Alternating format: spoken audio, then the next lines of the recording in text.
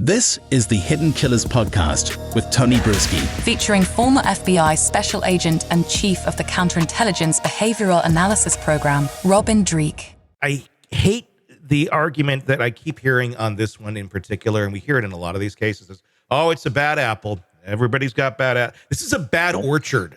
The whole orchard needs to go down because it's infested, and there's nothing good that's going to happen of it.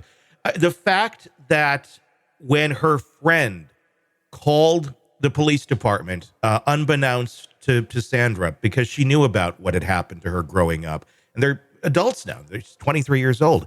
The friend calls the police department to report this guy saying, hey, you know, this is what happened to my friend.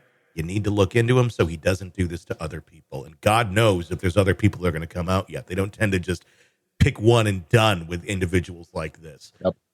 She calls it in. She's known as person number 2 in the affidavit. Person number 5, the person at the police station. What do? And this just speaks to the culture of the whole damn thing. They don't go to HR. They don't go to a commander or chief or whoever would be in charge of looking at this and taking it where it needs to go for investigation. No, they took it directly to Farwell. Said, hey, somebody just called and said this about you. And then he, of course, says, don't speak of this to anyone, tries to brush it under the rug. 1 month later, she's dead. It leaves you speechless. The depravity, the level of depravity is profound. Yeah. You know, so talking about the bad orchard here, for some reason, before these individuals even joined the force,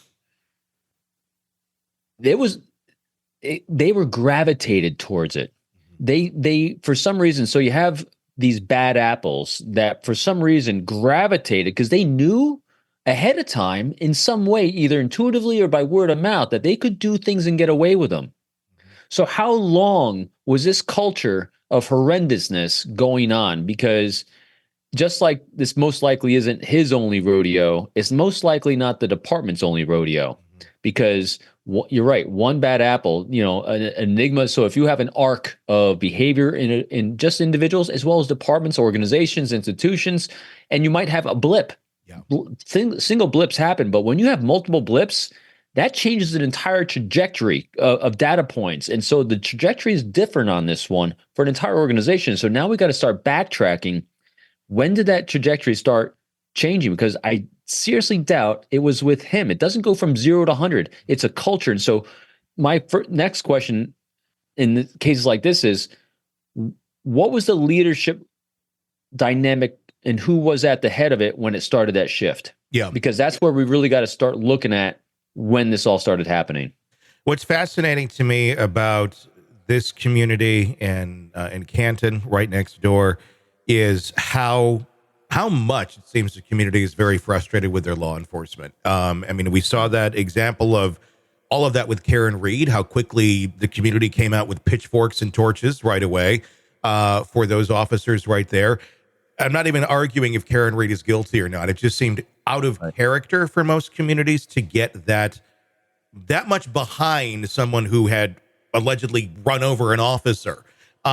They were just ready to, she's free, no matter what, ignore the facts, ignore everything, because there's been that culture, because the public is aware that this culture exists. And if you're the bad apple or the bad whole shipment of apples that came from that orchard, and you're looking for some place to go, someplace to fit in, someplace where your dark depravity is not going to be looked down upon, but in fact embraced, it looks like it wouldn't be too hard if on the back end, before you get into this, into the force there, to go, that's a place for me. Because look, you have free reign. You can do pretty much anything because everyone's going to cover for you, because a lot of people are doing the same things.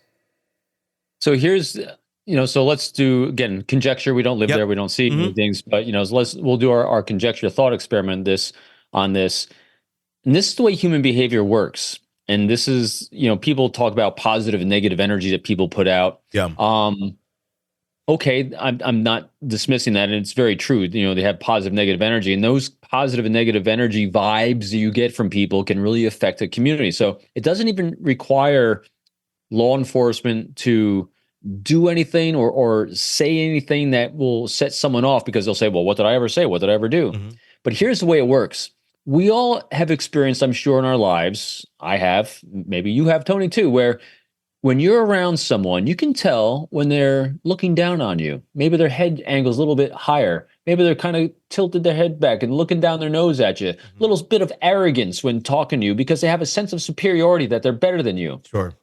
That comes from a culture that says, I'm better than you. That comes from a culture that says, we are all better than you. We look down upon you. We can, you serve us, not the reverse. And so when you have a culture that does that, that's where that vibe comes from. So when you're interacting with law enforcement and they're not there to be to serve and protect, which is a lot of the mantras of law enforcement, and it's incongruent with their nonverbal body language of superiority, that's where that negative vibe, that's where that negative energy comes from. It's from their nonverbal looks and how it most likely would be incongruent with their messaging of to serve and protect. Sure. So that's why you have entire communities that might not have firsthand experienced these negative things personally themselves, but they felt that vibe because every time they're around law enforcement or seeing law enforcement or anything like that, if you have a preponderance of people, and a preponderance in this case would be even just 3 or 4,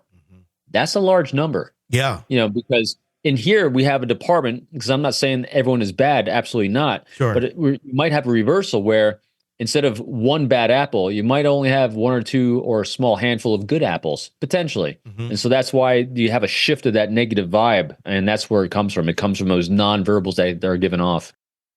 All right, true crime addicts, let's cut the crap. You're knee-deep in the gory details of your favorite podcast when suddenly a commercial hits like a bad meal. Seriously? You deserve better. Upgrade to True Crime Today Premium Plus on Apple Podcasts, where you can binge without those annoying ads. Plus, get extended interviews that go deeper into the darkness and early access to episodes so you can be the first to know. It's like trading up from fast food to fine dining, but with more blood. So, go ahead.